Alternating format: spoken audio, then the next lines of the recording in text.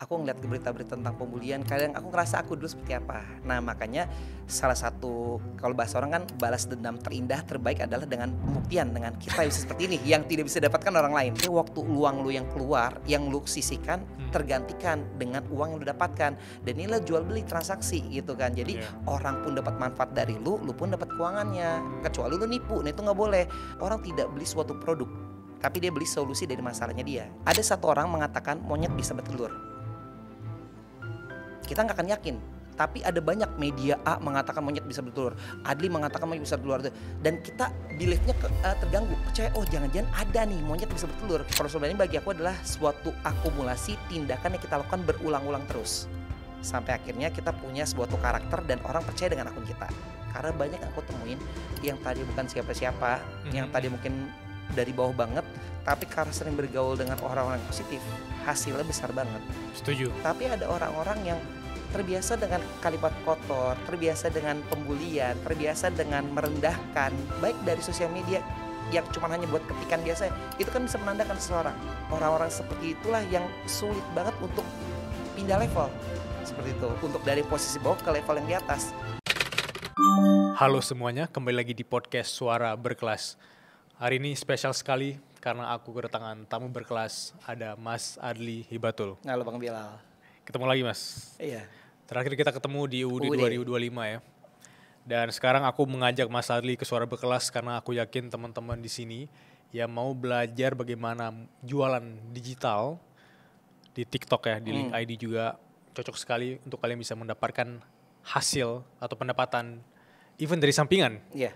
Menarik sekali karena Mas Adli ini dulu bukan pekerjaan utama ya ini. Bukan. Justru dari pekerjaan utama waktu itu nyari sampingan dan sekarang dari sampingan jadi pekerjaan utama. Iya. Apa yang bisa aku dapat Mas Adli dari fase shifting itu? Jadi ya base gue adalah sebenarnya gue ini bukan siapa-siapa, gue cuma seorang tamatan SMA dan pernah drop out kuliah. Jadi gue bukan orang pendidikan, makanya income gue dari Tanah Abang, gue dagang. Jualan batik, brokat, gamis, gue punya dagang di Tanah Abang, punya toko selama 8 tahun dan gue punya namanya toko online di Shopee. Jadi selama 8 tahun berjalan sampai akhirnya Allah memberikan gue sebuah ujian yaitu namanya COVID-19. Semua terdampak termasuk gue. Nah jualan gue adalah keperluan pernikahan.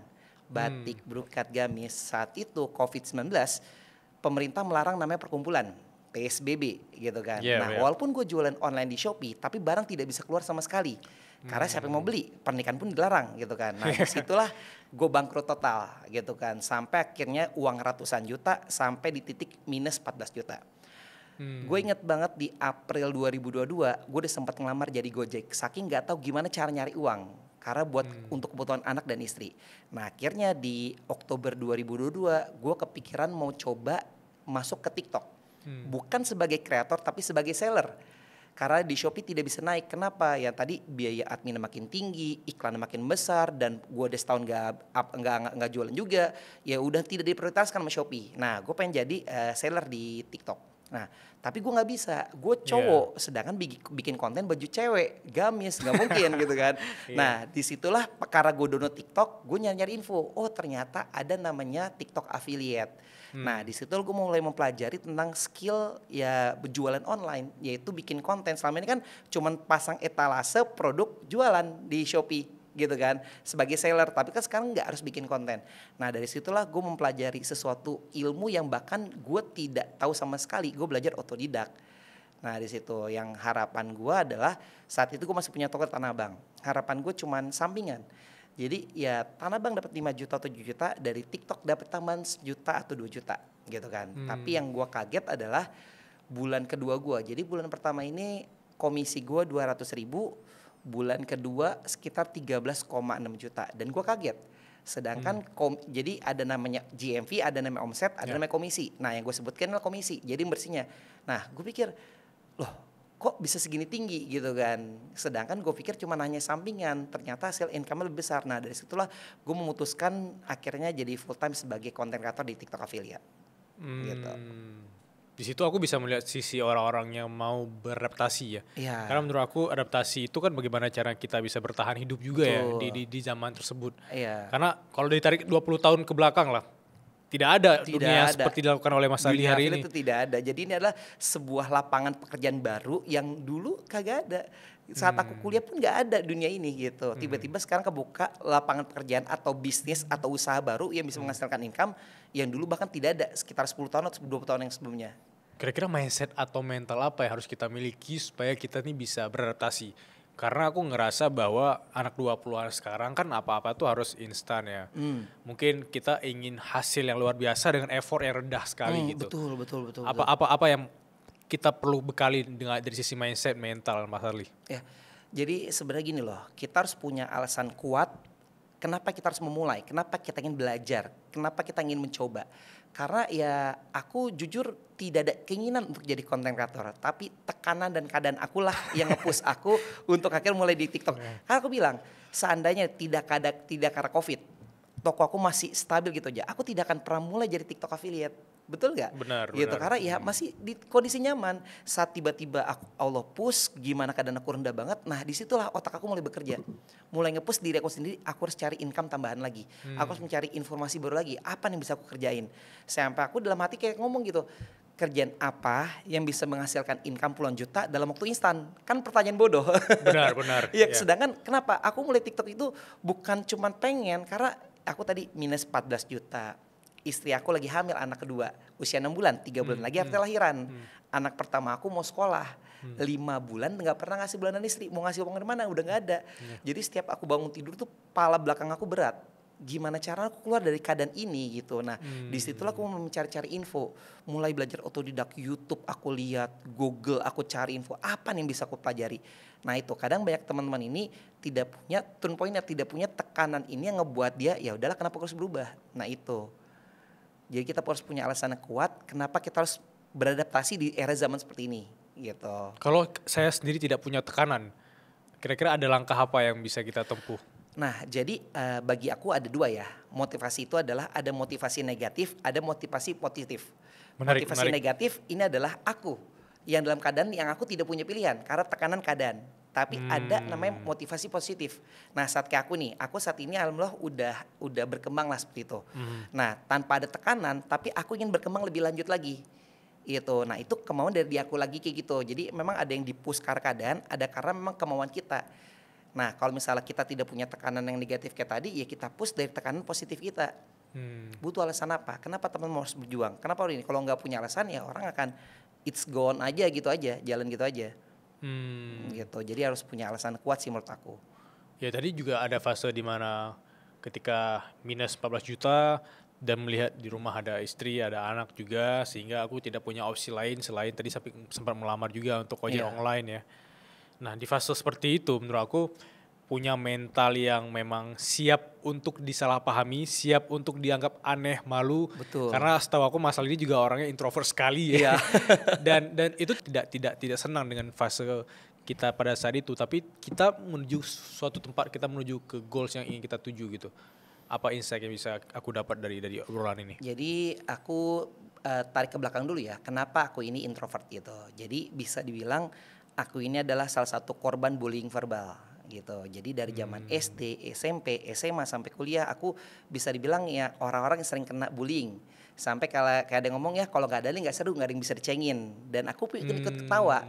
Aku ikut ketawa untuk memvalidasi pembulian itu kepada diri aku seperti itu.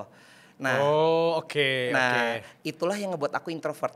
Jadi aku ngerasa punya teman-teman real, tapi aku ngerasa itu bukan teman aku gitu. Maka aku menarik diri. Jadi aku tuh lebih banyak tenggelam di dunia game, di komunitas, di dunia maya, di dunia online. Mereka tidak kenal aku dan aku di situ dihargai gitu kan. Di situ aku dihargai, aku nge-share tips atau apa, aku dihargai seperti itu.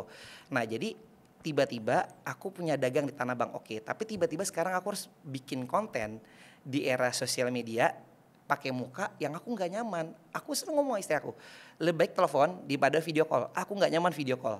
Walaupun nama istri sendiri ya. Sendiri gitu. lagi, tapi sekarang aku dihadapkan dengan kayak gini. Bukan karena aku ingin, tapi udah gak ada pilihan. Jadi aku mencoba. Pertama kali aku bikin konten kaku luar biasa. Sampai aku mikir, ya Allah, masa bikin masa harus nyari duit kayak gini, yang aku pun gak nyaman gitu. Yeah. Ya tapi ya udah, aku bukan butuh suka atau tidak suka, bukan butuh bisa atau nggak bisa, aku butuh duit intinya, gitu. Nah gimana cara? Ya aku tadi cari informasi, belajar lagi lebih lanjut kayak gitu. Nah jadi seperti itu. Nah teman-teman mungkin di saat ini banyak di luar sana yang mungkin sama introvert, yang aku pun kaget ternyata banyak di luar sana yang aku lihat kayak Juan NF, aku ngeliat di podcast Kasih Solusi atau apa, dan ternyata si F-nya itu kan bukan Juan ya, tapi F-nya introvert. Aku kaget, masa introvert dari konten gak kelihatan. Yeah. Nah inilah enaknya di dunia affiliate atau dunia digital, kita tidak perlu ketemu orang. Aku kerja tiap hari di rumah, tidak perlu ketemu orang tapi bisa menghasilkan income dari rumah aja. Nah tinggal masalah introvert gak introvert ini adalah masalah kemauan. Banyak orang luar sana teman-teman aku kayak mungkin kayak Hendra Stio mungkin kelihatannya introvert gitu, tapi siapa sangka dengan konten-konten seperti itu bisa menghasilkan income besar banget.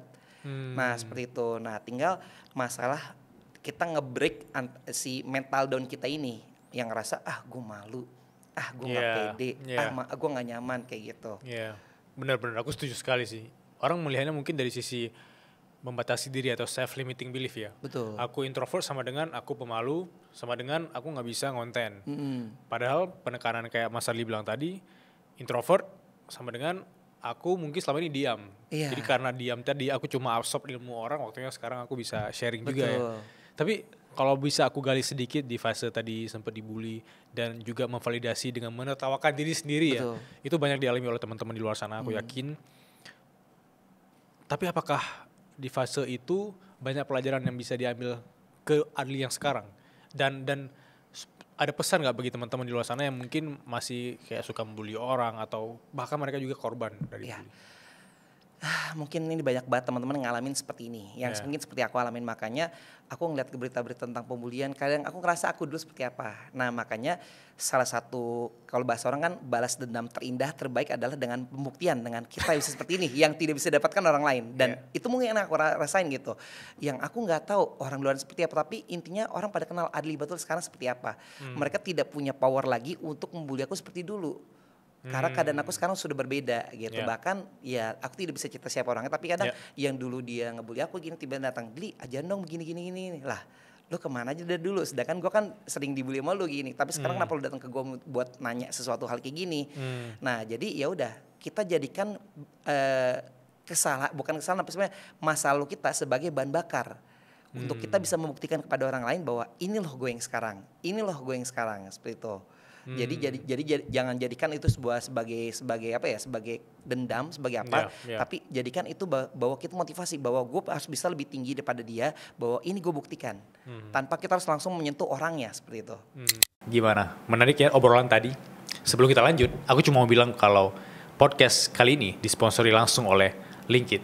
Linkit adalah website builder yang bikin kamu punya website keren tersendiri dan bisa jualan digital produk dan hasil ratusan juta dalam waktu sebulan. Jadi bagi kamu yang penasaran, langsung aja bikin Linkit. Iya, aku setuju sekali. Tapi faktanya beberapa teman-teman aku share bahwa memang pembuli itu tidak sadar bahwa mereka membuli gitu. Betul. Sehingga kayak tadi mungkin tidak ada rasa bersalah bahwa, Dli ajarin gua dong, ajarin aku dong, ajarin ini ABCD. Bagi aku gini, saat kita bercanda, kita tertawa rame-rame. Tapi saat ada satu orang yang tersinggung, itu bukan bercanda, itu adalah bullying bagi aku. Mungkin bullying tidak secara fisik, tapi secara tadi bilang lisan. Dengan itu banyak orang lu gendut lu, terus misalnya kayak marah, yaelah gitu aja baper. Aku ngalamin banget, yaelah gitu aja baper. Makanya aku nggak suka yang kayak gitu. Gitu. Jadi seakan-akan memvalidasi tindakan dia itu kan cuma bercanda gitu, tapi lu nggak ngerasain orang yang lu katain itu seperti apa gitu. Wah seru ya, maksudnya dari sisi itu aja aku sempat lihat juga beberapa kali, kan dulu aku juga pas SD SMP gemuk gitu, tapi kalau diingat fase itu memang kita tuh sangat baper atau take it personally kalau ada orang-orang yang membuli kita di tempat keramaian gitu ya. Dan itu mungkin adalah titik di mana seseorang itu mereka kesepian dan mereka mencari panggung untuk mereka terlihat menang, punya power dengan menyasar ke orang yang tadi ingin dibully gitu. Dan itu hal yang wajar mungkin, tapi menurut aku jangan dibenarkan juga ya. Ada nggak dinamika yang Mas Adli alami sejak berbisnis, tapi dinamika dengan pertemanan, dengan partner bisnis? Mungkin selama ini agak berperan atau terlalu serius atau kayak sensitif, ada nggak dinamika yang bisa di-share ke kita? Jadi gini, aku memang punya beberapa kelebihan dan beberapa kekurangan. Kekurangan aku adalah satu, skill manajemen karyawan gitu. Jadi aku memang punya kekurangan di bagian situ. Makanya di era affiliate ini yang aku senang adalah ya aku bisa menghasilkan income yang lumayan besar tanpa harus bergantung dengan orang lain seperti itu. Nah, untuk dinamika dengan partner dengan apa, aku mungkin belum banyak punya pengalaman seperti itu. Tapi yang aku ngerasa adalah circle itu luar biasa. Pertemanan, kelompok. Jadi saat ini aku punya circle yang lumayan positif seperti Mas Berto, Bang Hendra dan lain-lain. Itu aku ngerasa aura positifnya berasa banget. Jadi yang sempat bilang Mas Berto bilang, saat kita bergaul dengan 5 orang pencuri, mungkin kita akan jadi orang ke-6. Benar. Saat kita bergaul dengan 5 orang sukses, mungkin bisa jadi kita orang ke-6. Positive vibes itulah yang aku rasain. Yang aku benar-benar dapat manfaat, aku dapat penghargaan, aku dapat informasi, dapat sharing. Jadi saat aku pun jatuh sekarang ada orang yang siap nge-backup aku, ada orang yang siap support, gimana nih, ada masalah apa. Jadi itulah yang ngerasa, oh aku udah gak berjalan sendirian lagi. Selama ini kan aku berjalan one man show sendiri. Iya. Gitu. Mungkin aku tidak punya tim, tapi aku punya teman-teman aku yang bisa support aku, yang bisa aku tanya, bisa aku sharing, bisa seperti ini. Nah seperti itu, karena memang ya tadi mungkin kita tidak punya tim, tapi dengan namanya kita punya teman-teman yang support ini, itu akan berimpak besar banget. Karena banyak yang aku temuin yang tadi bukan siapa-siapa, yang tadi mungkin dari bawah banget, tapi karena sering bergaul dengan orang-orang positif, hasilnya besar banget. Setuju. Tapi ada orang-orang yang terbiasa dengan kalimat kotor, terbiasa dengan pembulian, terbiasa dengan merendahkan, baik dari sosial media yang cuma hanya buat ketikan biasa, itu kan bisa menandakan seseorang. Benar. Nah, benar. seperti itu. Nah, orang-orang seperti itulah yang sulit banget untuk pindah level. Seperti itu. Untuk dari posisi bawah ke level yang di atas. Seperti itu. Dan mungkin saat dia mungkin ada di posisi di atas, orang seperti ini mungkin akan cenderung lebih punya power untuk merendahkan orang lainnya lagi. Karena saat dia tidak punya apapun aja, dia bisa membuli orang lain. Dia bisa merendahkan orang lain. Apalagi saat posisinya udah di atas. Nah, itu yang tidak diperbolehkan. Setuju sekali sih. Karena aku juga merasa bahwa lingkungan kita itu akan menentukan masa depan kita kan. Even small action atau hal-hal sederhana yang kita lakukan hari ini, kalau kita bisa bekerja sama dengan orang-orang yang tepat yang sudah menuju ke satu titik yang ingin kita tuju, itu upaya kita akan lebih dimudahkan. Betul. Kayak ada jalan pintas tersendiri yang dibantu oleh lingkungan tadi gitu. Betul. Ada nggak yang bisa Mas Adli share dari sisi negatifnya? Misalnya ketika kita mungkin kayak micromanage atau sering salah paham dengan teman atau rekan bisnis, ya dimana Mas Adli alami sendiri. Ya. Jadi namanya miskomunikasi atau itu hal yang wajar. Nah makanya salah satu yang perlu kita perbaiki adalah skill komunikasi juga. Ya. Jadi sebenarnya gini loh, miskomunikasi itu cuma masalah di penyampaian kita. Apa yang ada di pikiran kita sama di pikiran orang itu berbeda. Nah makanya public speaking itu penting. Bagaimana kita mentransfer apa yang di kepala kita kepada penonton. Dan penonton pun apa yang kita sampaikan. Nah kadang banyak orang tuh miskomunikasi itu cuma hanya gara-gara kesalahpahaman ini. Gitu. Jadi makanya skill yang bagi aku yang perlu kita perbaiki untuk semua orang adalah ya public speaking. Mau jadi kontraktor butuh public speaking. Mau jadi seorang bos besar butuh public speaking. Apalagi yang punya tim. Nah tidak mungkin kita punya banyak tim tapi kita mengkomunikasikan aja nggak baik.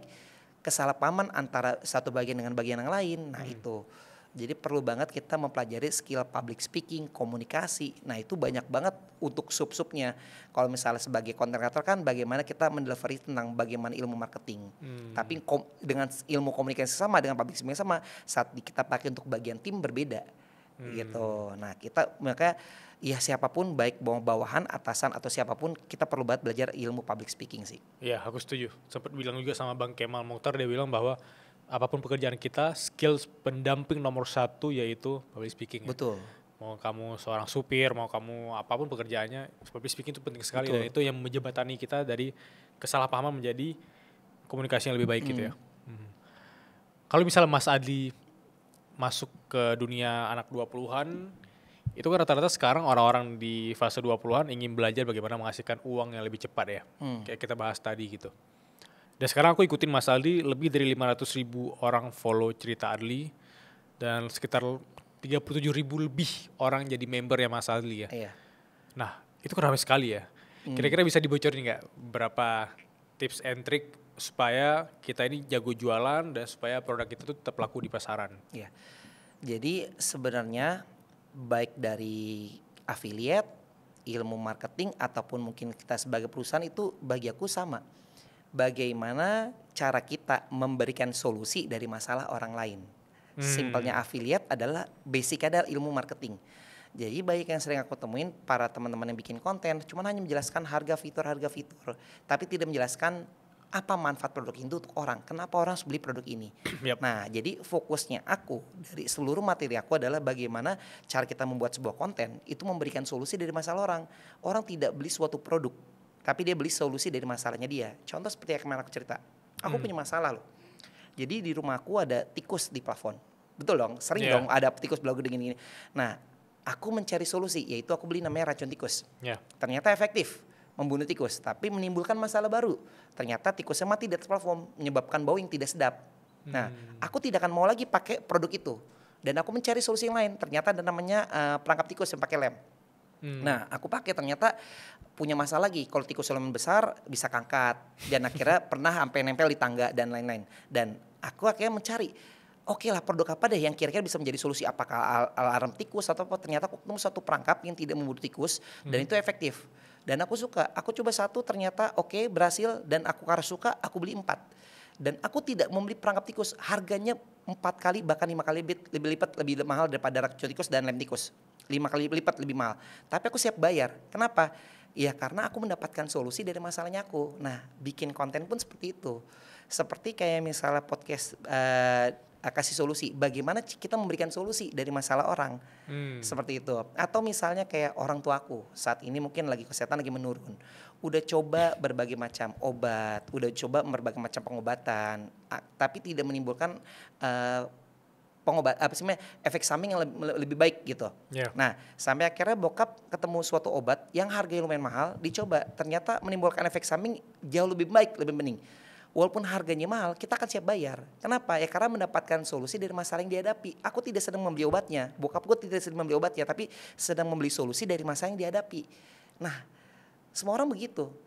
Nah, itulah bagaimana kita membuat konten seperti itu. Jadi bukan cuma hanya menawarkan harga dan fitur, tapi tawarkanlah apa sih manfaat produk ini untuk penonton, gitu. Apa sih manfaat podcast ini untuk penonton? Nah, orang diharapkan itu. Sama dalam bikin konten seperti itu. Berarti konten sama dengan juga jual produk sebenarnya tentang bagaimana kita memecahkan masalah orang-orang yang butuh konten itu, produk itu ya. Ada nggak satu studi kasus yang dimana Mas Adli itu jualan satu produk itu penjualannya tinggi sekali, dan karena apa kira-kira menurut Mas Adli? Ya, jadi kalau misalnya selama 3 tahun aku affiliate, ini banyak banget konten-konten yang memang FYP, yang penjualan tinggi. Nah, tadi ya sama, basicnya adalah bagaimana aku memberikan solusi. Jarang banget cuma jelasin fitur terus terjadi penjualan. Salah satunya misalnya contoh aku jualan sebuah power bank. Teman-teman pernah nggak sih beli power bank, harganya mahal, dibawanya berat, pas ngecas lemot. Nah, mungkin dari semua penonton pernah ngalamin, udah beli power bank, harga lumayan mahal, dibawanya berat, ternyata lemot. Nah, konten aku tidak menjelaskan harga dan fitur, tapi menjelaskan ini loh solusinya. Dari sekian banyak power bank, gue punya satu power bank fast charging. Nah, ini hasil seperti ini. Nah, jadi yang aku jual adalah manfaatnya. Jual adalah solusinya dari masalah yang orang hadapi. Nah, seperti itu. Jadi orang siap rela bayar mahal, walaupun mungkin harga power banknya lebih tinggi. Lebih tinggi ya. Ya, tapi karena orang menonton gini, kalau aku nganggap sendiri ngeliat penonton, gue paham produk lu murah. Gue paham fiturnya A, B, C, D. Tapi apa manfaat itu gue? Kalau nggak ada manfaat, semurah apapun gue nggak akan beli produknya. Nah itu, jadi yang aku bikin konten banyak banget yang FYP ya kayak gitu. Bagaimana konten aku itu bisa memberikan solusi dari masalah-masalah yang dihadapi banyak orang. Seperti itu. Makanya base aku, seluruh konten aku seperti itu dari dulu. Kalau bagi teman-teman yang sangat nol sekali ya untuk memulai ya, sebenarnya yang mereka butuhkan sekarang itu bangun personal brandingnya dulu dari konten. Atau even gak ada followersnya langsung hajar aja keranjang kuning, atau langsung jualan, atau apa sebenarnya mekanisme atau langkah simpel ya Mas Adli? Oke, jadi affiliate ini agak sedikit unik ya. Kalau misalnya kita bikin konten di Instagram atau misalnya sebagai artis, kita kan untuk meningkatkan engagement, membangun personal branding. Tapi affiliate ujung-ujungnya adalah sales atau penjualan, bagaimana orang beli produk kita. Simpelnya adalah kalau aku mengajarkan mulai latihan bikin konten review produk. Karena ujung-ujungnya pengen jadi seorang afiliator. Simpelnya adalah gimana lu bisa lancar naik sepeda kalau lu tidak pernah latihan naik sepeda sama sekali. Gimana lo bisa lancar berenang, satu tidak pernah berenang sama sekali, latihan berenang. Gimana lo bisa jago masak dan masakan lo enak, satu tidak pernah mau latihan tiap hari belajar masak. Sama dengan affiliate. Gimana lo bisa jadi seorang content creator affiliate yang bisa menjual ke suatu produk saat lo aja tidak pernah nge-review produk. Nah betul, personal branding itu ujung-ujungnya. Tapi personal branding tidak bisa dibikin dalam waktu 2 minggu, 3 minggu. 1 bulan, 2 bulan, itu butuh waktu yang lumayan lama. Personal branding adalah bagaimana kita dikenal oleh orang umum. Kita bukan siapa-siapa, akhirnya dengan tipe karakter tertentu, dengan penampilan tertentu, cara ngomong tertentu, review tertentu, akhirnya kita dikenal sebagai siapa. Nah, semakin sering kita bikin konten, akan kebentuk karakter kita, yaitu personal branding. Nah, seperti itu. Jadi, personal branding bagi aku adalah suatu akumulasi tindakan yang kita lakukan berulang-ulang terus. Sampai akhirnya kita punya suatu karakter dan orang percaya dengan akun kita. Wow, itu bagus sekali sih. Personal branding adalah bagaimana akumulasi dari karakter kita yang kita bangun di dunia maya bahkan. Dan fakta pahitnya kayak kata Mas Ali tadi, mungkin di awal-awal akumulasinya itu akumulasi dianggap aneh dulu kali ya. Iya. Dianggap berbeda, dianggap cringe dulu, tapi dari dianggap tersebut justru orang bisa melihat ini orang konsisten sekali gitu. Iya. Upload terus, jualan terus, dan dalam waktu setahun 2 tahun itu punya branding tersendiri. Iya, karena setiap orang punya ciri khas tertentu yang akan berbeda. Gitu. Seperti konten Bang Bilal sama Bang Dery Kasih Solusi berbeda. Benar. Sama Agus Leo berbeda. Walaupun tipenya sama-sama podcast seperti itu. Benar. Sama seperti aku, Mas Berto, Bang Hendra, kita sama-sama affiliate tapi punya gaya cara nge-review yang berbeda. Cara ngomong berbeda, idenya beda juga. Nah, seperti itu walaupun sama-sama semuanya affiliate. Gitu. Gimana caranya seorang Mas Adli itu bisa bangga dengan autentiknya seorang Mas Adli jadi diri sendiri gitu. Kayak oke, dia berbeda, aku dengan cara aku sendiri. Apakah itu bisa di-create atau memang ya udah apa adanya aja gitu di depan kamera? Jadi ini agak unik juga ya. Jadi gue cerita, setiap orang belajar pasti akan ngikutin gurunya atau orang panutannya. Aku pun kan aku bukan content creator dong. Aku dari awal cuma pedagang Tanah Abang. Nah, aku juga ngelihat konten-konten orang. Ada beberapa orang yang aku lihat, oh cara konten ini, aku ngikutin dia. Aku ngikutin gimana cara dia nge-review, gimana cara dia ngomong gini-gini. Sampai akhirnya aku terbiasa bikin konten, punya karakter untuk diri aku sendiri. Nah, personal branding simpelnya adalah kita menjadi diri kita sendiri tanpa berusaha menjadi diri orang lain. Aku tidak berusaha jadi Mas Berto, aku tidak berusaha jadi Bang Hendra, aku tidak berusaha jadi Ko Denis dan lain-lain. Ya udah, aku berusaha jadi diri aku sendiri dengan gaya aku seperti ini, gaya seperti ini. Nah, seperti itu. Nah, itulah yang banyak orang itu kalau personal branding itu ngikutin. Oh, gayanya kayak gini gue ikutin. Bener, untuk di awal kita pasti ngikutin. Tapi kalau bisa kita harus punya aura sendiri, warna kita sendiri. Jadi kalau aku ngikutin Mas Berto, ya aku akan jadi nomor 2 terus.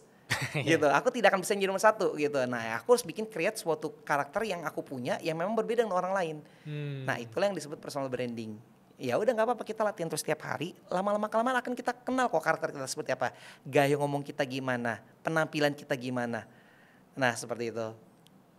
Dari pengalaman Mas Adli yang sudah lama di dunia offline, online, kira-kira apa nih indikator seseorang itu bisa terlihat, wah ini bakal sukses nih 2 tahun 3 tahun ke depan, atau dia juga bisa berkembang sekali dalam jangka panjang?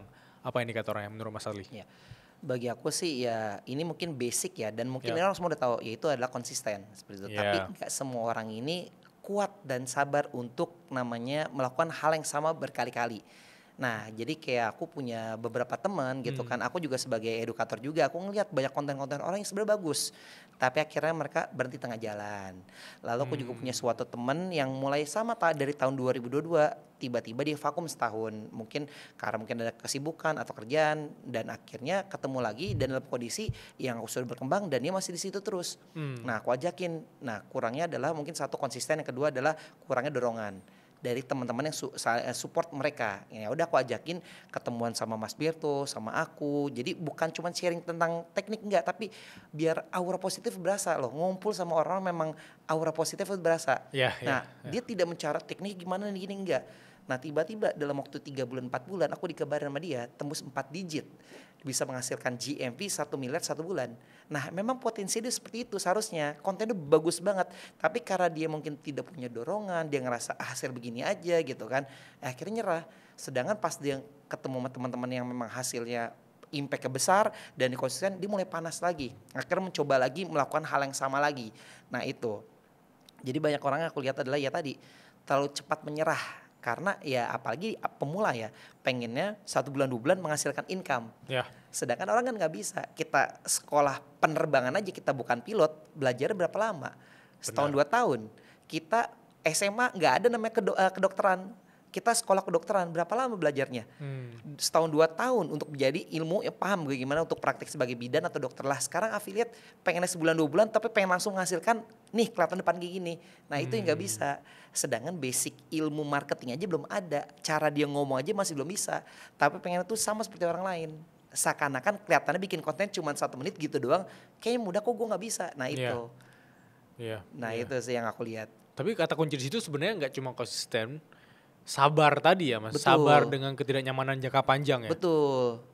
Nah sama kayak aku tadi, aku kan mulai di itu, aku bilang di Oktober 2022 dalam keadaan minus berhutang 14 juta, istri lagi hamil usia 6 bulan, anak pertama mau sekolah, 5 bulan gak pernah ngasih bulan istri, tekanan aku luar biasa, aku berbutuh income banget, 1 bulan pertama 200, kalau aku bulan pertama itu nyerah, nggak ada di posisi saat ini. Paham. Betul nggak? Nah tapi karena banyak teman-teman itu ya, hasil gini doang, ini doang capek, nah ya itu, ada yang semangat di awal, 4 konten, 5 konten, abis itu capek, vakum, nggak bikin konten, istirahat seminggu. Nah itu.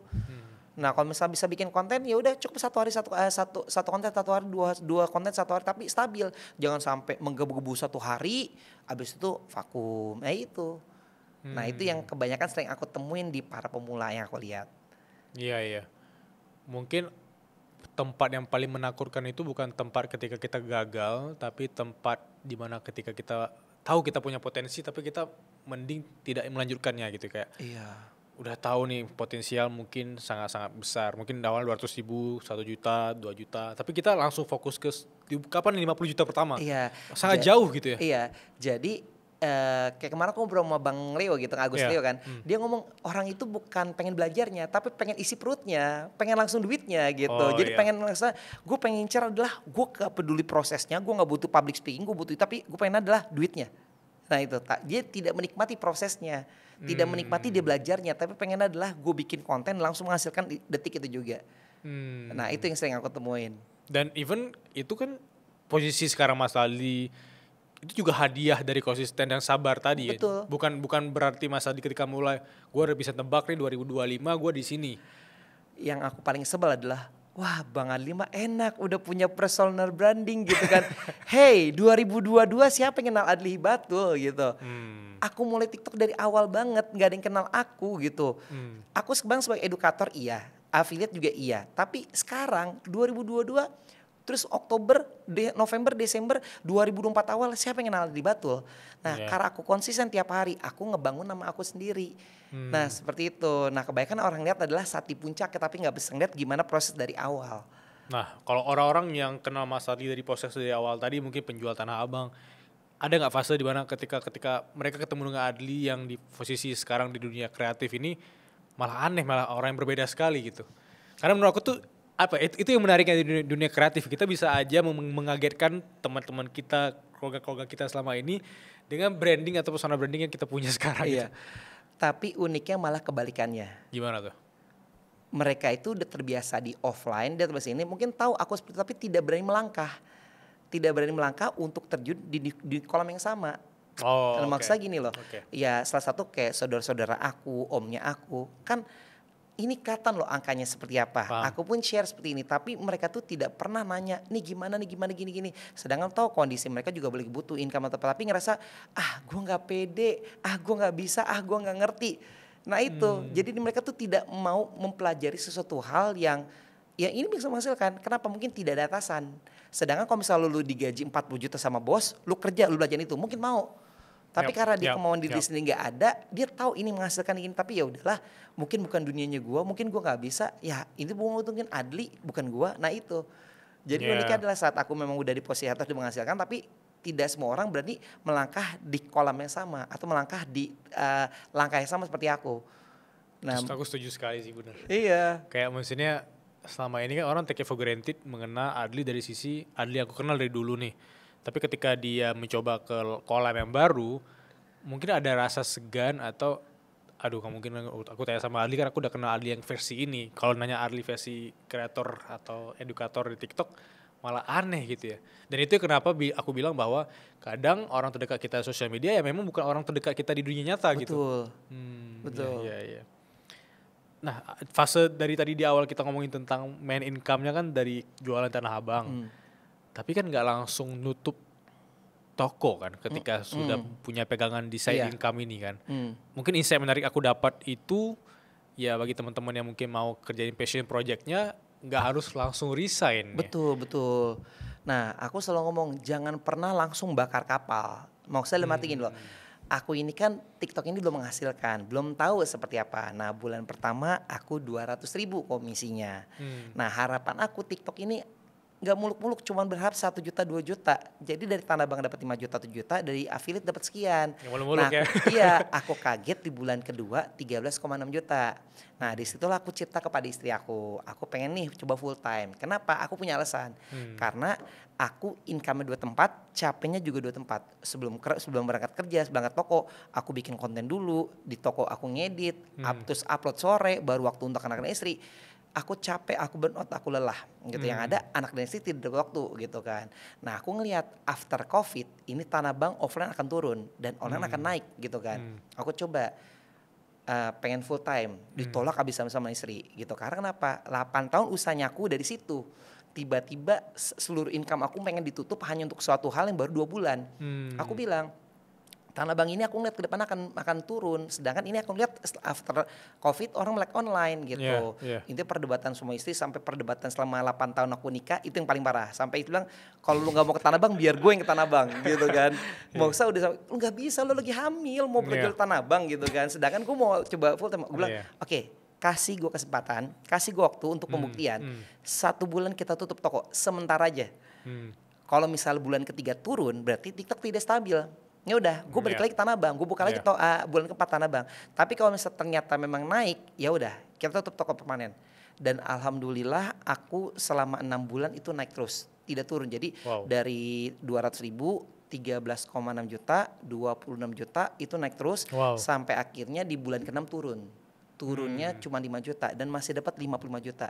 Berkali lipat dari Tanah Abang aku. Nah, itulah yang ngebuat aku akhirnya mulai fokus di affiliate. Karena aku tahu aku tahu potensi gimana dan aku mulai menghasilkan. Tahu cara mainnya. Nah, banyak orang yang tiba-tiba main bakar kapal tapi tanpa dengan perencanaan. Gitu. Oh, affiliate begini. Oke, gua akan langsung resign gitu kan. Gua akan fokus di affiliate. Sedangkan bisnis lu nggak ada. Lu udah menghasilkan belum? Lu boleh resign kalau bisa menghasilkan 2 kali lipat dari gaji yang sekarang.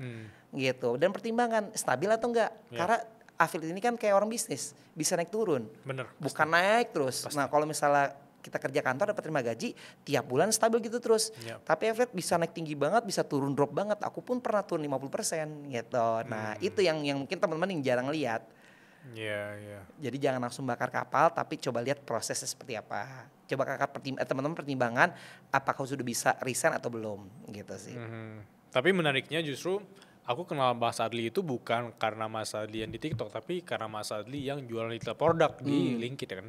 Itu yang menarik. Jadi poin besarnya yaitu lu mulai ya dulu, mungkin rezeki lu di sini, tapi kedepannya tidak terduga gitu. Lu akan dikenal sebagai siapa dan justru salah satu pendapatan terbesarnya juga miliaran kalau nggak salah ya dari juta produk ini. Apa yang bisa aku dapat dari proses itu, Mas? Aku nggak ngerti digital produk. Jadi yang nyuruh ini adalah Mas Berto. Oh, bener-bener awalnya aku tidak paham. Ngerti dan ini produk pertamaku digital produk. Nggak main digital produk sama sekali. Gak tahu. Jadi ya kata bilang circle itu positifnya luar biasa. Aku punya teman kita ngumpul tiap minggu sama Mas Berto gini. Mas Berto yang nyuruh pertama aku bikin digital produk, produk edukasi. Aku tolak. Bukan oke, iya gue suka nih, enggak. 3 bulan aku tolak. Dengan alasan penolakan. Mas Ber, gue ini affiliate. Gue ini bikin konten 1 hari 5 konten. Kalau gue bikin market edukasi, sebagian waktunya gue untuk edukasi. Ngapain gue sharing-sharing kayak gitu doang? Lu bikin aja deh berbayar gak apa-apa. Artinya waktu luang lu yang keluar, yang lu sisihkan, tergantikan dengan uang yang lu dapatkan. Dan inilah jual beli transaksi gitu kan. Jadi orang pun dapat manfaat dari lu pun dapat keuangannya. Kecuali lu nipu, nah itu gak boleh. Ya udah deh Mas Ber. Begitu ketemu lagi tiap minggu, begitu lagi sampai oke, gue coba maksud untuk pembuktian ini nggak berhasil ya, gue mundur ya gitu. Ternyata pas aku cek aku coba di bulan pertama itu menghasilkan dan alhamdulillah baik terbantu. Nah akhirnya berjalan sampai sekarang. Tanpa Mas Berto yang nge-push aku nggak akan mulai di sini gitu. Ya tadi ini adalah faktor eksternal tadi, faktor X yang Mas Bir tuh nyuruh. Kalau tanpa Mas Bir tuh aku mungkin gak akan mulai. Dan aku pun gak tahu kalau tidak mencoba. Nah sama teman-teman, ya apa salah dicoba gitu. Kecuali teman-teman punya pilihan gitu. Kalau nggak punya pilihan ya apa salah coba. Kayak contoh adik aku. Aku lagi nge-push seluruh keluarga aku untuk mulai affiliate. Jadi memang satu keluarga aku affiliate gitu kan. Nah sampai adik aku yang terakhir gitu. Jadi dari 3 saudara aku drop out, adik pertama aku drop out, yang terakhir sarjana, namanya Tika gitu. Nah aku bilang, tapi setelah sarjana tidak langsung dapat pekerjaan, tidak mudah. Paham. Gitu kan. Nah apa salahnya mencoba affiliate? Kecuali dapat kerjaan, satu gaji 5 juta atau 7 juta, satu affiliate. Bisa pilih. Nah tapi kan selama menunggu proses lamaran, apa salahnya mencoba affiliate? Pasti. Kalau kecuali dapat panggilan, Tika lebih suka kerja kantor, dapat gedung, dapat fasilitas, silahkan tinggalkan. Tapi selama enggak, kan gak ada pilihan, apa salahnya coba? Nah aku bilang kayak gitu, jadi kita gak ada pilihan, ya apa salah kita coba. Nah banyak orang udah gak ada pilihan, gak mau mencoba. Nah itu. Itu bagus sekali sih, maksudnya dari sisi even kita sudah tahu bahwa kita sudah punya pegangan di pekerjaan tetap, tidak salah juga mencoba untuk ada penghasilan sampingan. Dan rezeki juga kayak tadi, kayak Mas Berto bisa aja tidak menyuruh Mas Adli gitu ya. Dan Mas Adli bisa aja menolak terus-terusan sampai hari ini. Iya. Tapi tidak tahu bahwa ada keran rezeki dari yang kayak digital product gitu. 2 kali aku. Satu Tanah Abang, kalau bukan karena Tanah Abang turun, aku tidak akan pernah mulai di TikTok affiliate. Ternyata TikTok affiliate lebih besar daripada Tanah Abang aku. Gitu kan. Yang kedua juga tadi digital product, Linkit. Yang nyuruh Mas Birto nggak punya produk digital, nggak punya pengalaman dan nggak tahu cara main gimana. Tapi Mas Birto nge-post 3 bulan aku tolak. Ternyata kalian berjalan gitu kan. Ini digital produk pertama aku dan alhamdulillah berjalan sampai sekarang. Nah, tanpa Mas Birto nge-post, tanpa aku coba, ya aku nggak tahu ternyata dapat income lagi di sini gitu. Wow, itu selalu ada keran sih, selalu ada potensi kalau kita rezeki. Mau coba gitu. Benar, aku setuju sekali. Dan kalau layeringnya berarti kalau yang ada di kepala aku tadi, kalau kita merasa ingin mencoba ketika kita siap, mungkin kita sebenarnya akan telat deh. Let's say misalnya ini podcast tayang di November. Kita mungkin ingin memulai resolusi baru tuh di Januari 2026. Ketika kita mulai resolusi itu dari sekarang, kita mungkin lebih cepat sebulan dibandingkan orang yang baru mulai 2026 ya? Iya. Jadi sebenarnya gini loh, aku ada satu pertanyaan yang tidak terjawab selama 3 tahun lebih. Apa tuh? Dari zaman SMP baru kejawab pas SMA. Jadi aku dulu kayak orang suka nanya pertanyaan yang aneh-aneh. Aku selalu bertanya di kepala aku adalah, kenapa penyesalan itu datang belakangan? Aku selalu nanya ke setiap orang gitu, tapi nggak pernah dapat jawaban. Sampai ketemu adalah orang tua sepupu aku, tapi tidak menyampaikan langsung aku. Disuruh aku cari jawaban sendiri. Ini apa alasannya gitu kan? Sampai akhirnya ketemu jawaban aku sendiri. Jadi menurut versi aku adalah kenapa penyesalan datang belakangan? Karena tidak ada usaha untuk merubah masa depan di saat ini. Gitu. Jadi kita nggak ada usaha untuk merubah masa depan di saat ini. Maka akhirnya pas di masa depan kita melakukan penyesalan. Kayak mungkin Adli Batul sekarang saat ini udah di 2000 besar. Nah kenapa teman-teman gue ngeliat Bang Adli tuh 2022, 2023, kenapa gue ikut mulai juga? Dia nyesel saat ngeliat Bang Adli sekarang udah sekarang. Nah ada orang yang saat ini juga lagi berjuang. 2025, tiba-tiba besok 2002 dan dia besar, punya nama. Terus dia nyesel, kenapa gue gak coba ikutan juga ya? Seharusnya kalau gue mulai juga, ntar 2002 gue bisa berkembang. Nah itu karena saat ini kita gak mau merubah masa depan kita gitu. Gak mau merubah apa yang bisa kita lakukan untuk perubahan kita di kedepannya. Nah itu, kalau menurut aku ya versi aku sendiri setuju, gitu ya. Aku setuju sih. The best way to create a future, benar-benar dengan create. Iya. Wow, itu bagus sekali. Teman-teman berkelas, sebelum kita lanjut podcast ini, aku cuma mau bilang info spesial khusus untuk kamu. Mulai hari ini, kamu sudah bisa join membership resmi Suara Berkelas. Kamu bisa dapetin eksklusif summarize dari episode-episode favorit aku di Suara Berkelas. Dan setiap bulannya bakal ada akses eksklusif buat kamu ngelihat behind the scene podcast Suara Berkelas, seperti obrolan aku dengan narasumber off the record, dan hal menarik lainnya yang bakal aku share khusus untuk membership ini. Jadi, kalau kamu merasa podcast Suara Berkelas mengubah cara pandang kamu melihat dunia, feel free untuk join membership Suara Berkelas atau klik link di deskripsi. Sampai jumpa dan jadilah bagian dari perjuangan dan perkembangan Suara Berkelas. Ada 3 pertanyaan Mas Adli dari teman-teman Suara Berkelas. Pertanyaan pertama dari Kartika Nawardi. Dia nanya, Mas, affiliate sekarang kan makin rame ya, saingannya juga makin gila. Menurut Mas Adli, susah gak sih jadi affiliate yang baru mulai sekarang banget nih? Dan gimana caranya bisa stand out dalam waktu 6 bulan ke depan? Iya, jadi ini pertanyaan juga sering ditemuin banyak orang gitu kan, tapi jawabannya unik. Nah katanya banyak saingan. TikTok ini tidak ada saingan. kok bisa gitu. Karena kenapa? Contoh misalnya ada orang nonton powerbank, dia nonton dari awal sampai akhir tapi tidak beli. Lalu apakah pas kalau muncul konten orang lain, konten Mas Birto, konten Adli, konten Bang Nio, kalau begitu algoritmanya kalian bersaing dengan para kreator yang lain. Tapi ternyata nggak begitu. Jadi pas dia nonton powerbank, pas scroll tiba-tiba ketemu konten ring light, ketemu konten alat masak, jadi tidak bersaing dengan orang lain.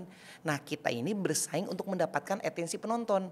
Nah kita itu sebelum lu bersaing dengan Mas Bir, terus sebelum bersaing dengan gua, lu bersaing dulu untuk mendapatkan 200 penonton pertama. Gimana cara 200 penonton pertama itu nonton dari awal sampai akhir, biar akhirnya sama TikTok tuh makin disebarin ke 2.000, 200.000 sampai ke 2 juta. Sedangkan lu berpikir dengan saingan kreator-kreatornya, tapi sedangkan lu mendapatkan atensi penontonnya nggak bisa. Nah jadi sebenarnya apa yang lu perlu perbaiki adalah satu, lu mulai belajar bikin konten itu seperti apa. Satu adalah public speaking, cara kita berbicara. Sebelum lu bisa bersaing dengan Adli Batul, Mas Birto dan lain-lain. Yang kedua, lu harus paham di era konten ada namanya hook. Bagaimana kita menarik 3 detik awal gitu kan, agar orang tuh tidak skip konten kita dan tonton. Nah, jadi yang pertama adalah public speaking tadi. Jadi kita bagaimana kita ngerti berbicara, kita menyampaikan seperti itu. Nah, karena kalau misalnya cara kita ngomong aja enak, orang akan skip. Yang kedua adalah hook tadi aku bilang. Jadi ya gimana mau orang nonton kalau 3 detik awal di skip. Nah teman-teman harus paham hook itu apa. Di era konten tuh hook itu penting banget. Nah kalian baru mulai affiliate, baru mulai bikin konten, gak ngerti hook itu apa. Nah itu perlu kita pelajari. Lalu adalah problem solving, bagaimana konten kita memberikan solusi gitu kan. Karena kalau konten kalian aja tidak memberikan solusi, orang akan skip. Lalu adalah call to action, nyuruh orang beli. Nah itu semua berpengaruh untuk bagaimana orang nonton dan beli produk kita. Jadi gak usah berpikir dulu dengan saingan kreator-kreator lain, lu bersaing dengan penonton konten lu sendiri dulu. Yang TikTok adalah 200 penonton pertama. Ya kalau 200 orang penonton pertama baik skip, ya udah akan akhirnya TikTok akan membatasi traffic kita juga. Gimana mau bersaing sama kreator yang lain? Nah itu jadi intinya adalah kita tidak bersaing dengan siapapun, tapi kita bersaing dengan diri kita sendiri. Gimana caranya bulan ini harus lebih baik daripada bulan kemarin. Gitu. Jadi gimana caranya ada perubahan terus di akun kita. Iya sih, itu bagus sekali. Aku selama ini juga pernah di tahap mikir bahwa kalau semua orang jadi kreator, lah audiens siapa? Aku sempat berpikir seperti itu kan. Padahal kalau ditelisik lagi, kalau semua orang kreator, ya kreator itu juga bisa jadi audiens. Misalnya kreator edukasi kayak aku juga ingin konsumsi konten tentang digital produk. Konten komedian luar sana juga pengen nonton Suara Berkelas gitu. Jadi sebenarnya kalau emang kita kreator, kita juga bisa jadi POV audience. Nah seperti itu juga kayak kata Mas Aldi tadi, aku sangat setuju ketika kenapa kita harus fokus saingannya banyak. Kenapa nggak kita fokus gimana cara tarik atensi audience ya ke kita gitu. Dapat ilmu baru dan cara simpelnya yaitu public speaking tadi, hook, problem solving, sama CTA yang bagus ya. Kita ke pertanyaan kedua, ini bagus sekali ya. Pertanyaan kedua dari Aryani.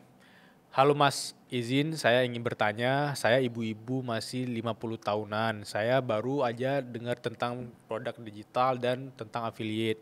Apakah kalau saya mulai sekarang sudah telat, dan kalau belum telat boleh sarannya Mas untuk aku mulai? Jadi bagi aku adalah tidak ada yang telat. Telat pada saat kita tidak pernah mulai sama sekali. Nah sekarang aku tanya deh, sekarang yang jadi bos-bos besar usianya berapa sih? Apakah bos-bos besar itu usia 20 tahun, 30 tahun? Bahkan ada yang usia 50 tahun. Gitu kan, udah banyak yang besar banget dan dia punya bisnis banyak banget, artinya tidak ada yang telat dong. Nah tinggal bagaimana kita mempelajari skill dan ilmunya. Nah salah satunya aku tidak cerita dengan orang lain, aku cerita adalah orang tua aku sendiri. Dua-duanya content creator dan dua-duanya affiliate. Bokap aku sama nyokap aku. Cuman karena bokap kesehatan udah menurun jadi sudah tidak affiliate tapi nyokap. Nah nyokap kemarin, di bulan Agustus itu bahkan lebih tinggi daripada aku. Jadi ada konten dia yang FYP 100 juta satu hari dan itu selama 5 hari berturut-turut. Gokil dan sih. Aku belum pernah sampai angka 100 juta selama aku 3 tahun affiliate. Aku tertinggi tuh 97 per hari. Per hari gitu penjualannya ya. Nah nyokap aku bisa segitu dan umurnya 57 tahun. Anak terbesarnya aku. Udah punya cucu 4, artinya sudah nenek-nenek dong gitu kan nyokap aku. Dan mulai affiliate bisa berkembang kok. Gokil. Gitu. Dan ternyata apa cuma nyokap aku doang? Enggak, banyak yang lain. Ada namanya Mama Yola dan lain-lain, kan sama. Nah tinggal kita mau nggak mencobanya, kita mau nggak terjun di dunia yang sama, mempelajari ilmunya, gitu. Nah jangan membatasi diri kita sendiri. Gue udah tua, gue udah punya anak, gue udah punya cucu, nggak perlu belajar gini lagi. Nah ya udah, gitu banyak kok yang berkembang, gitu. Yang akhirnya kayak Mas Birto pun bukan usia yang muda lagi kan. Tapi banyak banget kayak teman aku kayak Bang Niko yang usianya sama udah atas 50, tapi bisa berkembang semua. Gitu, bisa berkarya di dunia affiliate ini, di dunia konten ini gitu. Oke sih, Tapi mungkin aku dapat insight menarik ya, bahwa kalau misalnya kita berdampak bagi orang-orang sekitar kita itu nggak sekedar kita bisa ngasih uang, tapi ngasih ilmu tadi, akses ilmunya bisa Betul. dipakai oleh ibunya sendiri dan Iya. bisa hasilin juga ya. Itu menarik loh. Jadi aku sempat pernah ngomong juga di podcast Bang Dery. Aku bilang Aha. gini, kalau orang datang ke aku minjem uang, aku mungkin gak akan bisa karena uang ini sensitif luar biasa. Paham. Tapi saat orang datang ke tempat aku nanya ilmu, butuh materi apa, aku akan share sebanyak-banyaknya. Kayak aku nih, adik aku sekarang yang berkembang banget adalah Samira, adik pertama aku gitu kan. Adik kedua masih belum, tapi Samira udah berkembang banget. Dan aku ngasih uang 20 juta, 30 juta pada aku nggak bisa. Apalagi namanya adik kakak banyak banget bermasalah dengan masalah keuangan. Paham. Tapi dengan aku share ilmu aku, Samira berkembang, dia bisa menghasilkan 8 juta, 30 juta. Apa kau minta? Enggak. Untuk keluar, untuk adik aku, untuk ini. Dan aku bisa membantu tanpa harus menyalurkan uang aku sendiri kepada adik aku. Wow. Nah seperti itu. Nah itu yang aku harapin. Dan akhirnya banyak juga dari materi-materi aku kayak di storybook, produk digital. Akhirnya dapat manfaat dari ilmu-ilmunya aku. Nah itu yang aku lihat. Itu menarik sih. Maksudnya selama ini orang mungkin sensitif sekali soal uang, apalagi sama saudara sendiri, tapi tidak menemukan kerangka yang berpikirnya cocok gitu. Misalnya adiknya juga harus maksa uang terus, abangnya juga kadang pelit ya segala macam. Tapi kalau dipertemukan sama knowledge atau ilmu tadi tuh jadi menarik ya. Jadi kayak uang itu ada terus gitu bagi kedua belah pihak gitu. Iya, seru. Pertanyaan ketiga atau pertanyaan terakhir dari teman-teman suara berkelas. Dari Amrizal, dia nanya, Mas, bedanya apa sih ketika kita hasilin uang dari dunia konten itu di fase 0 rupiah ke 100 juta dan 100 juta ke 1M? Karena aku lihat Mas kayak sudah melebihi di 1M. Apa perbedaannya Mas yang bagi teman-teman yang baru mulai nih? Iya. Jadi aku lihat adalah masalah di mindset dan cara berpikir. Cara kita mengelola keuangan dan lain sebagainya. Jadi gini loh, aku belajar dari kampung miliarder di Tuban. Oke. Tahu kan ada sebuah kampung miliarder yang tanah sawahnya tuh dijual oleh PT apa gitu kan, dibeli, akhirnya satu kampung jadi miliarder semua. Dan akhirnya satu kampung berbondong-bondong beli namanya mobil walaupun mereka tidak bisa bawa mobil. Oke. Setelah sekian lama dikabarkan kampung miliarder sekarang hidupnya susah. Jadi kampung ratusan ribu kali ya. Nah intinya adalah apa? Karena orang-orang di desa itu mereka terbiasa menghasilkan uang 5 juta atau 8 juta satu bulan dari namanya bertani bersawah gini, tiba-tiba dapat uang miliaran, 2 miliar, 3 miliar, dia nggak tahu gimana cara mengelola uang itu. Akhirnya uang itu tergerus sampai akhirnya habis walaupun uang sekian banyak. Tapi misal contoh kayak aku, Mas Bir, tuh tiba-tiba akun kita kena masalah, kena ban atau apa, dan kita akan mulai lagi. Dan secara bertahap dari angka 0 kita bisa akan mencapai posisi 100 juta lagi atau 1 miliar lagi. Kenapa? Karena kita punya informasi, kita punya pengetahuan yang tidak dimiliki orang lain. Seperti itu. Jadi yang membedakan adalah isi kepala kita gitu. Yang membedakan adalah pengetahuannya. Jadi ada orang yang dapat uang banyak, kalau tidak punya ilmunya akan habis gitu aja. Tapi ada orang yang besar tiba-tiba bangkrut kena masalah, tapi karena dia punya pengetahuan senilai ratusan juta di kepalanya dia tinggal tunggu waktu akan di posisi atas lagi. Makanya orang-orang yang super kaya di Indonesia pernah bangkrut jatuh tapi bisa di situ lagi. Nah itu yang membedakan. Iya, setuju sekali. Karena blueprint itu juga memang, sebenarnya blueprint itu yang kayak misalnya Mas Adli share di TikTok, di LinkedIn, itu sebenarnya bisa kita pelajarin lagi. Tapi kalau ngomongin tentang sisi mindset, orang tuh ngerasa bahwa dengan aku punya 1M, I'm happy dan uangnya akan ada terus gitu. Tapi kalau kita tidak punya mindset atau blueprint itu, secepat itu bisa hilang ya. Iya. Aku dapat ilmu menarik. Oke, sebelum kita tutup obrolan daging hari ini, ada pertanyaan simple Mas Adli dari aku. Advice terburuk yang pernah Mas Adli dengar? Kalau advice terburuk mungkin bisa bilang bukan advice ya, tapi adalah cerita atau sharing. Bagi aku adalah yang terburuk adalah saat kita mempercayai omongan siapapun yang ada di dunia maya. Kita percaya apapun yang disampaikan di TikTok atau di terus kita itu adalah kebenaran. Itu yang nggak boleh. Simpelnya adalah kayak gini. Sekarang apalagi di era-era digital ini banyak banget hoax, banyak banget AI, banyak banget yang fitnah-fitnah dan sebagainya. Jadi simpel aku bilang gini. Ada satu orang mengatakan monyet bisa bertelur. Kita nggak akan yakin. Tapi ada banyak media A mengatakan monyet bisa bertelur, Adli mengatakan monyet bisa bertelur, dan kita beliefnya terganggu, percaya oh jangan-jangan ada nih monyet bisa bertelur. Nah itulah yang fatalnya orang. Nah banyak banget kayak misalnya di TikTok di awal itu aku bilang, oh saling FLKS, saling tinggalkan jejak, saling tautan gini-gini, dan dia belief percaya bahwa tindakan itu bisa ngebuat akunnya berkembang tanpa dia tahu itu bermanfaat atau tidak. Dia tidak mencari informasi lebih lanjut. Selama ada orang ngomong gini, oh gue percaya, oh dia ngomong gini percaya. Kayak sampai ada orang yang konten gitu-gitu doang, kok view-nya naik, kok view ini. Ya gue tanya, kira-kira ada yang beli nggak? Orang mau beli nggak? Lu sebagai penonton lihat konten gitu mau beli nggak? Nah itu dia cuma hanya terpapar dengan informasi yang ada di sosial media yang terbatas, yang kita nggak tahu kebenaran seperti apa.